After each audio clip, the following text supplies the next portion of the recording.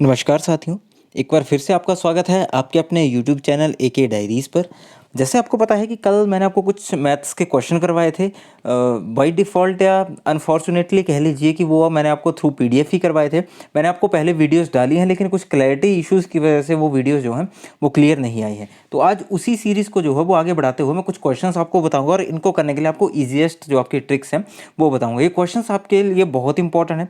आपका HP police exam हो गया, जेवीटी एंट्रेंस एग्ज़ाम हो गया, डीएलएड एंट्रेंस जिसको कॉमन एंट्रेंस टेस्ट जो अभी होने वाला है आपका जेवीटी टेट कमीशन हो गया, सबऑर्डिनेट बोर्ड के एग्जाम्स हो गए, बाकी बैंकिंग एग्जाम्स में ये क्वेश्चन आपके लिए हेल्पफुल रहेंगे।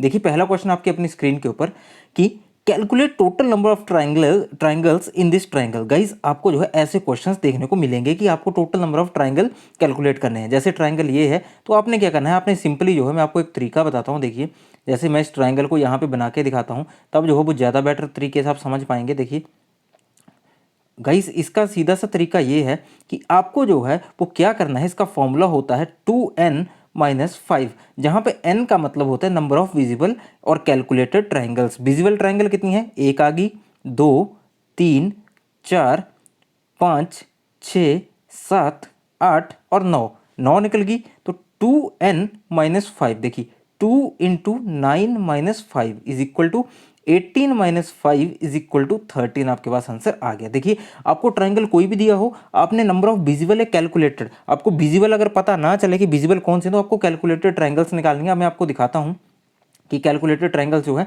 वो हम कैसे निकाल सकते हैं, कैसे जो है वो फाइंड आउट कर सकते हैं। देखिए अगर ये क्वेश्चन आप ढंग से समझ गए तो आपको बाकी क्वेश्चंस में दिक्कत नहीं आएगी। देखिए ये आ गया आपके पास कैलकुलेटेड ट्रायंगल्स। हम कैसे निकालेंगे, हम कैलकुलेटेड ट्रायंगल्स जो हैं वो आपका ऐसे निकालेंगे। एक मिनट रुकिए, थोड़ा सा बड़े अच्छे अच्छे डिज़ाइन बन रहे हैं, लेकिन थोड़ा सा आपको कॉम्प्रोमाइज़ करना। देखिए विजिबल ट्राइंगल अगर आपको नहीं पता चल रहा है, पहले तो ये आ गई आपकी विजिबल, ये कैलकुलेटेड है। एक आपको दिख रहा है, दो आपको पता है ट्राइंगल तीन भुजाओं से, तीन, चार, ये भी ट्रायंगल है, ये भी ट्रायंगल है, ये भी ट्रायंगल है, ये भी है, ये भी है, ये भी है और ये भी है। तो आपको इस तरह से निकालना है। आइए देखते हैं अगला question.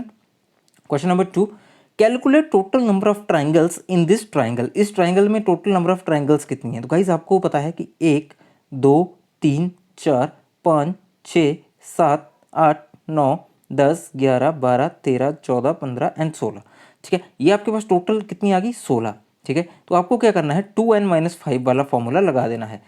216-5 is equal to 32-5 which is equal to 27। Guys यहाँ पे जो है वो 27 आएगा, 26 नहीं आएगा। 27 अगर 32 में से हम 5 निकालें तो आपके पास बचता है 27। आई होप आपको जो है क्वेश्चन समझ आएगा। अब आप 2-4 क्वेश्चन जो है खुद से ट्राई करेंगे तो आपको ज़्यादा बेटर वे में समझ आ जाएगा। आइए चलते हैं अगले क्वेश्चन की तरफ। क्वेश्चन देखिए गाइज, ऐसा क्वेश्चन आपको जो आपका कॉमन एंट्रेंस एग्जाम है वहां पे देखने को जरूर मिलेगा।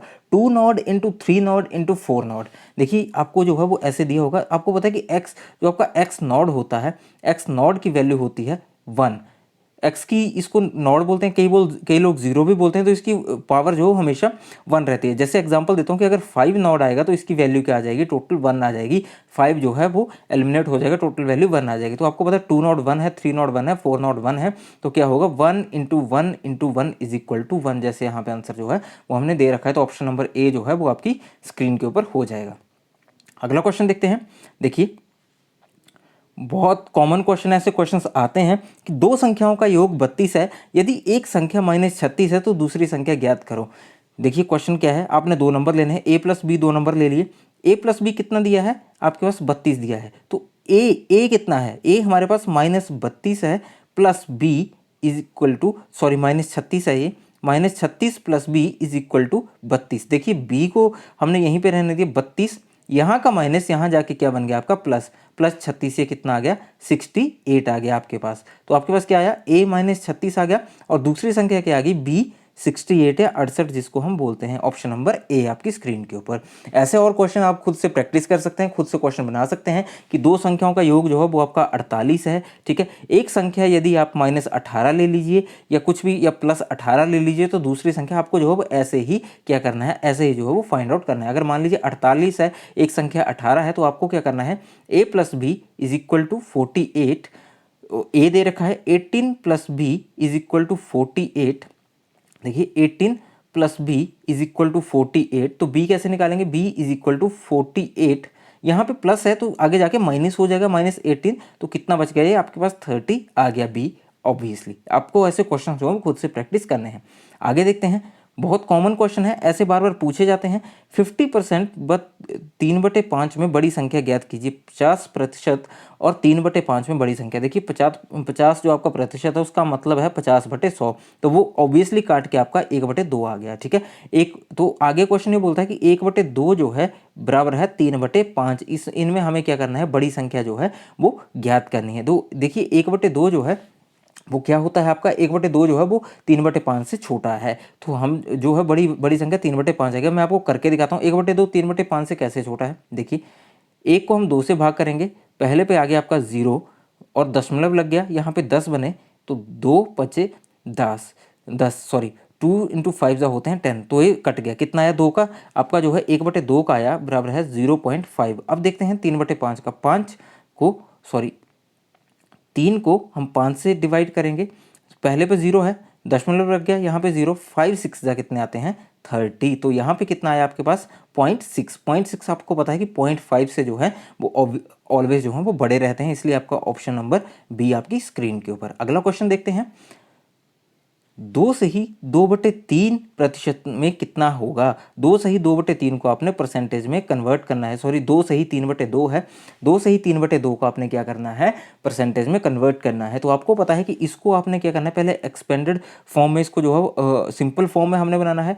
आपको पता है इसको जो है हम मल्टीप्लाई करते हैं, कितना आ गया, बेस 2 ही रहता है। ठीक है, इसको मल्टीप्लाई करके हमारे पास क्या आ गया, 2 इंटू 2 4 आ गया, 4 आपने साइड में रख लेना और जो ऊपर वाला होगा उसको प्लस कर देना, 4 + 3 7, 7/2 आपके पास आ गया, आप यहाँ पे देख सकते हैं। आगे देखते हैं, 7/2 इंटू 100 हमें परसेंटेज में निकालना है, तो परसेंटेज के लिए हम 100 जो है वो लगाते हैं, तो आपको पता है कि 350% जो है वो आपका आ गया। कैसे, 7/2 थे, 2 से हमने 100 को काटा 50 और 50 गुना 7 आपको पता है कि 350 होते हैं। अब इसको अगर हमने चेक करना है तो 350% को हम ऐसे क्रॉस चेक करेंगे। देखिए इसको हम कैसे निकालेंगे, 350 डिवाइडेड बाई 100। देखिए ठीक है, 35/10 आ गए, 5 दूनी 10 और 7 पंजे 35, 7/2 आ गए। अगर इसको हम फर्दर एक्सपेंड करें 2 और आपका कितना आ गया, 2 दूनी 4 3 7, 2 से ही 3/2 आपके पास आंसर आ गया। अगला क्वेश्चन देखते हैं, यदि देखिए गाइस ऐसे क्वेश्चन आपको बार बार पूछे जाते हैं, यदि A/B इतनी है, B/C इतनी है, C/D इतनी है, तो A/B/C ABCD तथा AD जो है वो हमें फाइंड आउट करना है। सबसे पहले हमें क्या दिया है, ABC। देखिए मैं आपको यहाँ पे करके दिखाता हूँ, 8 15 और दूसरा क्या है 5 8, ABC की रेशो। तो देखिए क्या होता है, पहले हम इन दोनों को गुणा करेंगे, 8 × 5 = 40, इसको क्या करेंगे हम रेशो लगाएंगे, 5 × 15 75, एक और रेशो 15 × 8 कितना आ गया आपके पास 120, आपके पास जो है वो यहाँ पे आ गया। आगे देखते हैं, देखिए अब A/B/C/D हमने निकालना है, तो हमारे पास 40 75 और 120 जो है वो कितनी आ गई, हमारे पास ABC की रेशो आ गई। और इसी तरह से C और D की रेशो कितनी है, 4/5। हमने क्या करना है, इसको निकाल लेना है, तो इसको निकालने का सीधा सा फॉर्मूला आपके पास क्या होता है, मैंने यहाँ पे लिख भी रखा है, 40 को 4 से गुना करेंगे, कितना आएगा आपके पास 160 रेशो, 75 को 4 से गुना करेंगे, उसके बाद ये आ गया आपके पास 300। उसके बाद आता है 120 को 4 से गुना करेंगे 480 और 120 को 5 से गुना करेंगे तो आपके पास आ जाएगा 600। जैसे जो है आप यहाँ पे देख सकते हैं, यहाँ पे मैंने पूरा करके दिखाया हुआ है आपको। यहाँ पे जो है वो इनको काट के हमने क्या किया है, 8 15 24 और 30 की रेशो जो है वो निकाल दिया। तो A/D कैसे आ जाएगी, A जो है हमें पता है कि 8 है, देखिए 8 आ गया A, B इतना है, C इतना है और D इतना है, तो 8/30 जो है वो A/D आ गई। तो आपको ABC A/B/C भी निकालने आ गया, या जिसको अनुपात बोलते हैं, A/B/C/D भी हमने निकाल लिया, A/B/C यहाँ पे निकाला, और A/D हम कैसे निकालेंगे वो भी मैंने आपको यहाँ पे बता दिया। देखिए इसको निकालने की ज़रूरत नहीं है, जब ABCD चारों का अनुपात आपके पास आ गया तो आपको पता है ये A है, ये B है, ये C है और ये D है, तो A/D आपके पास आ गया। अगला क्वेश्चन देखते हैं कि एक कमरे की लंबाई 6 मीटर स्क्वायर है, चौड़ाई 5 मीटर स्क्वायर तथा ऊंचाई 4 मीटर स्क्वायर है। उस कमरे में 50 सेंटीमीटर चौड़े पेपर को दीवारों पर कवर करने के लिए कितना पेपर चाहिए। चारों दीवारें हमने कवर करनी, तो टोटल पेपर आपका कितना चाहिए। सबसे पहले हम बेसिक चीज़ें क्या करते हैं, लेंथ ब्रेड्थ और हाइट जो है वो लिख लेते हैं, आपके पास यहाँ पे आ गई। उसके बाद क्या है कि एरिया आपको पता है 2 × length plus breadth into height आता है, तो 2 × लेंथ क्या है, लेंथ आपके पास 6 है प्लस ब्रेड्थ क्या है 5 इंटू हाइट क्या बनेगी 4, तो कितना आएगा 11 दूने 22 गुना 4 is equal to 88 88 metre square. कैसे 6 + 5 11 होते हैं और 11 दूने आगे 22 गुना 4, 22 गुना 4 आपको पता है कि 88 होते हैं। ठीक है 88 आ गया। अब पेपर जो है वो 50 सेंटीमीटर चौड़ा है, यहाँ पे आपको जो है वो दे रखा है तो सेंटीमीटर में, तो आपको जो है 88 मीटर स्क्वायर को सेंटीमीटर में कन्वर्ट करना होगा, क्योंकि आंसर जो है वो सेंटीमीटर में ही आपका आएगा। तो आपको पता है कि 1 मीटर में कितने होते हैं 100 सेंटीमीटर होते हैं। ठीक है 1 मीटर में 100 सेंटीमीटर होते हैं, तो 88 में कितने होंगे 88 गुना, ऑब्वियस है कि 100 हो जाएगा, तो कितना आ जाएगा 88 100 सेंटीमीटर स्क्वायर। अब आगे देखते हैं लेंथ ऑफ पेपर रिक्वायर्ड, कि पेपर कितना चाहिए उसकी लेंथ कैसे हम निकालेंगे। उसकी लेंथ है आपकी एरिया ऑफ रूम आएगा प्लस पेपर की चौड़ाई। तो रूम का एरिया कितना है आपका सेंटीमीटर में 8800 और बटे 5। देखिए तो इसको काटेंगे सीधे, यहाँ पे भी काट के बताया है लेकिन जो है वो आपको सिंपल फॉर्म में कर देता हूँ। देखिए 1 0 कट गई, 5 एकम 5 और 5 एकम 5, 3 बच के 5 7 35, दोबारा जो है वो आपका 3 बच के 30 बने और 5 6 कितना आ गया 30। 176 सेंटीमीटर जो है वो आपका कितना पेपर चाहिए, इतना पेपर चाहिए। आगे देखते हैं अगला क्वेश्चन कि एक व्यक्ति किसी वस्तु को 25% हानि पर बेचता है 510 रुपये में। अब वस्तु को वो कितने रुपए में बेचे कि 15% लाभ हो। पहले हमने क्या किया 25% हानि का मतलब कितना है 100 हमने बेस माना है तो 75% आ गया। 100 को आपने बेस लेके चलना है तभी आप ऐसे क्वेश्चंस को कर पाएंगे।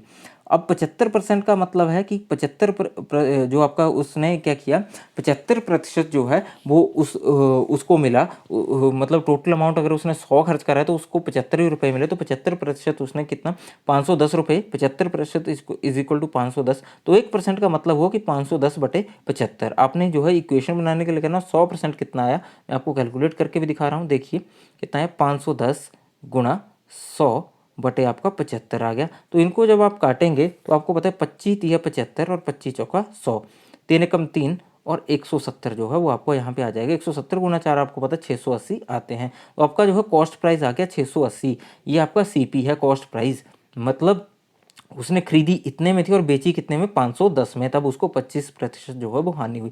अब 15% अगर उसने प्रॉफिट गेन करना है तो 680 गुणा 15 बटे 100। ठीक है इसको आप ऐसे काटेंगे, देखिए 680 गुणा 15 बटे 100, 1 0 से 1 0 कट गई, 5 × 15, 5 दूनी 10 और 2 34, 34 दूना 68 होते हैं, 34 थी आपको पता है 102 आते हैं आपके। तो आप क्या करेंगे 680 में 102 जो है वो जमा कर देंगे। 782 आपका न्यू सेलिंग प्राइस आ गया कि अगर आप 782 रुपये में उसको बेचेंगे, ऑप्शन नंबर बी 782 रुपये में 782 रुपीज़ में अगर उस वस्तु को बेचेंगे तब जो है आपको कितना 15% जो है वो आपको प्रॉफिट जो है वो होने वाला है। अगला क्वेश्चन देखते हैं 0.2 इंटू 0.02 इंटू 0.002 इसको सॉल्व करना है। ठीक है देखिए गाइस क्या है, मैं आपको सीधा सा तरीका बताता हूँ। देखिए 0.2, 0.02 एंड 0.002, यहाँ से हमने क्या करना है 2 कॉमन निकाल लेना है। सबसे पहले ट्रिक है ये, अगर आप ज़्यादा ट्रेडिशनल मेथड से सॉल्व करेंगे तो ट्रेडिशनल मेथड आपका बहुत टाइम कंज्यूमिंग है। आपने 2 हर एक से निकाल लिया, ठीक है आपके पास 2 2 जो है वो हर एक से आ गया, तो 2 × 2 × 2 3 बार 2 को गुना कर रहे हैं तो आपको पता है कि 8 आ रहा है।